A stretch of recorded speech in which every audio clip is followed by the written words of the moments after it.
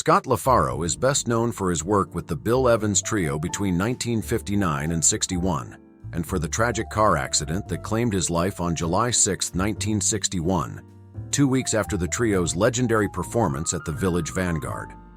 Lafaro burned like a meteorite, rising to the top rank of bassists in a few short years and working with a who's who of jazz greats in the compressed time frame preceding his death at age 25. He played the bass for only 7 years, from the summer of his 18th year until just after his 25th birthday, when he was killed in an automobile accident. But in that short period, he became the most influential bassist of the last half of the 20th century. Pianist Walter Norris described him as a wildfire and said, "He never used any stimulants to enhance life, and that every moment of his life was lived to the fullest." Lafaro's innovative bass playing, which combined virtuoso technique with a counter-melodic conception, was captured in all its glory at the Vanguard on June 25, 1961. Scott Lafaro developed a rapid fingering and plucking technique and found the perfect place to use it when he joined the Bill Evans Trio in 1959 with Paul Motian on drums. Together, the three musicians invented a style of jazz in which no one was required to spell out the tempo with an explicit beat. Rocco Scott Lafaro was born April 3, 1936 in Newark, New Jersey, the son of a big band musician.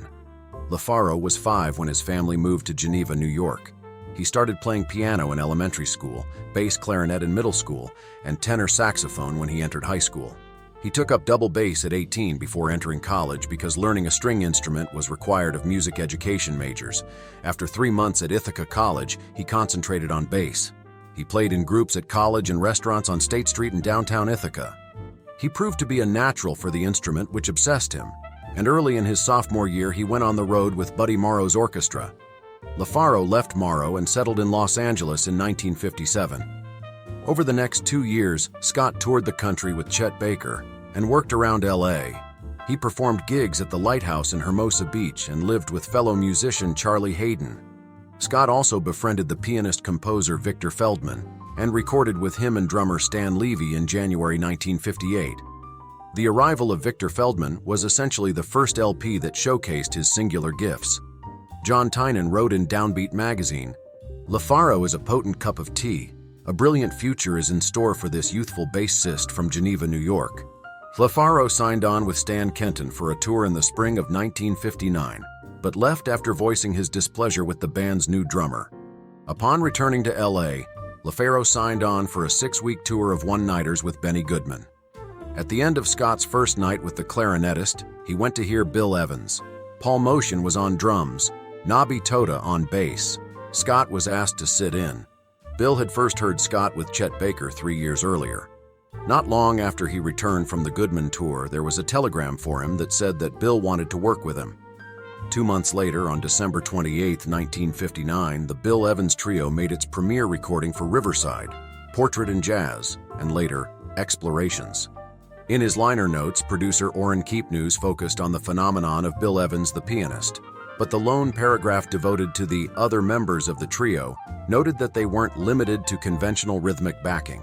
He quoted Evans, who said, "I'm hoping the trio will grow in the direction of simultaneous improvisation. If the bass player, for example, hears an idea that he wants to answer, why should he just keep playing a background?" Equal partners is the key here. Prior to Lafaro entering the trio, Evans had worked with many great bass players including Sam Jones, Jimmy Garrison, and Paul Chambers. While all great players and accomplished soloists in their own right, when working with Evans they were traditional role players with every now and then a slot for a solo. Lafaro changed all that. There was a monumental shift in thinking. No longer did we have a pianist being accompanied by bass and drums, we now have a 3-way conversation between 3 equal partners. In fact, Evans even called the approach conversational. In an article published in The New Yorker, the trio's drummer Paul Motian said, "Lafaro was the one man who could be tough on Bill. Like, if he didn't think the music sounded right, if it was great but not perfect, he'd say to Bill, 'Man, you're just messing up the music.'" Ted Gioia, in his 1997 survey, The History of Jazz, said, "Lafaro took far greater chances, departing markedly from the traditional playing, instead offering counter melodies and guitar-like phrases.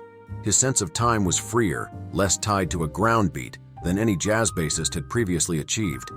It is not going too far to say, this short-lived trio was redefining the nature of the jazz rhythm section. Lafaro began working regularly with Ornette Coleman after Evans became ill with hepatitis in July 1960 and went to Florida to recuperate at his parents' home. Evans's drug addiction was also a matter of concern for Lafaro. Producer Orrin Keepnews told manager Helene Keene that when the trio recorded its second session, Explorations, on February 2, 1961, Scott was being very explicit about his problem. He was very reluctant to go back on the road unless it was for a lot more money. As he put it, touring with a leader who was a junkie put him at risk of being stranded. Lafaro continued to divide his time between Getz, Ornette, and Evans in 1961. He recorded with pianist Don Friedman as well. The Evans Trio's appearance at the Village Vanguard in June 1961 culminated with the legendary recordings made on the last day of the two-week engagement, Sunday, June 25th. They recorded 2 albums, Sunday at the Village Vanguard and Waltz for Debbie. Following the Vanguard engagement, Lafaro played with Getz, Steve Kuhn, and Roy Haynes at Newport on July 2nd. Lafaro spent the evening of July 5th with old friends in Geneva, then drove 80 miles west with Frank Otley to visit another friend in Warsaw who was house-sitting. At about 1:45 on the morning of July 6th, Lafaro apparently fell asleep at the wheel and veered off Route 520, hitting a tree and killing himself and Otley instantly. It was a St. Christopher medal that Lafaro always wore that helped to identify his badly burned body. Lafaro's death was devastating to Bill Evans. Author Gene Lees wrote, "The shock of Lafaro's death stayed with Bill for years, and he felt vaguely guilty about it. He felt that because of his heroin habit, he had made insufficient use of their time together. After Lafaro's death, Bill was like a man with a lost love, always looking to find its replacement." He worked with some superb bassists in the ensuing years, among them Eddie Gomez and Mark Johnson, but there was something he had with Scott Lafaro for which he yearned forever after. Lafaro was honored in 2012 in Geneva, New York, where a street was renamed Scott Lafaro Drive, and an annual Scott Lafaro Day was inaugurated. In 2009, Resonance Records released Pieces of Jade, the first album released featuring Lafaro as a bandleader. The album includes 5 selections recorded in New York City during 1961 that showcase Lafaro with pianist Don Friedman and drummer Pete LaRocca, as well as 22 minutes of Lafaro and Bill Evans practicing My Foolish Heart in late 1960 during a rehearsal. This is James from One Track Jazz. Thanks for listening. Don't forget to like and subscribe.